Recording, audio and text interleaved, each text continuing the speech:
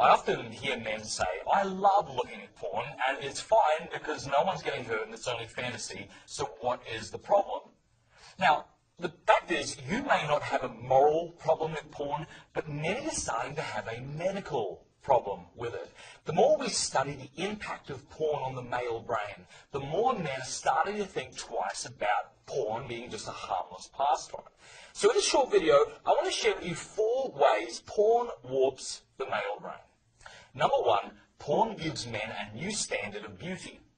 In 2002, the Journal of Sex and Marital Therapy published research showing that when men are shown pictures of centerfold models from Playboy and Penthouse, this significantly lowered their judgments about the attractiveness of average people. In our hyper-sexualized media culture, is this something that really needs to be reinforced? The question is, should we train our brain to rate women according to pornified standards? Do we want our standard of beauty to be shaped by fictional standards or true beauty? The beauty that the women that we might actually be in love with possesses. Number 2, male brains don't just view porn, they enter into it. The journal Neuroimage published a study in 2008 demonstrating that as men are sexually aroused by porn films, something called mirror neurons in the brain also fire. What is a mirror neuron? Well, I remember being at a cricket match, cricket's sort of like baseball but superior, and seeing a player get hit in the face with a ball. Ow! Okay, now as soon as I saw it, my own body recoiled as if I myself had been hit. I'm sure you've experienced something similar. This is because of mirror neurons. You instantly react as if you were the one hit. Now, when it comes to porn, the brain naturally imagines the viewer in the pornographic scene. When a man is turned on by porn, his body is not merely responding to the naked woman. His brain is picturing himself as the main character, heightening the arousal. You see, porn isn't merely arousing to men because the women in it are attractive, but because it makes the man feel powerful and sexually attractive. This trains men not to get their sense of personal validation from real-life relationships, but from pixels on a screen. Number 3, the more porn men watch, the more their brains look like an addict's brain. In 2014, scientists at Cambridge discovered that the brains of habitual porn users show great similarity to the brains of alcoholics.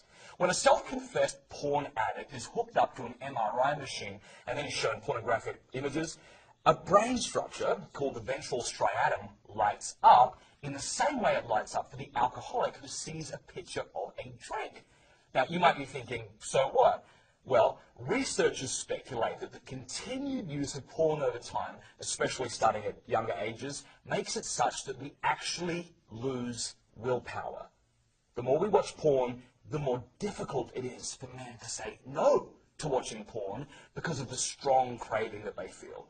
This also is not the kind of men we want to be like.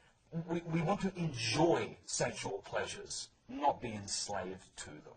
Number 4, porn eroticizes violence.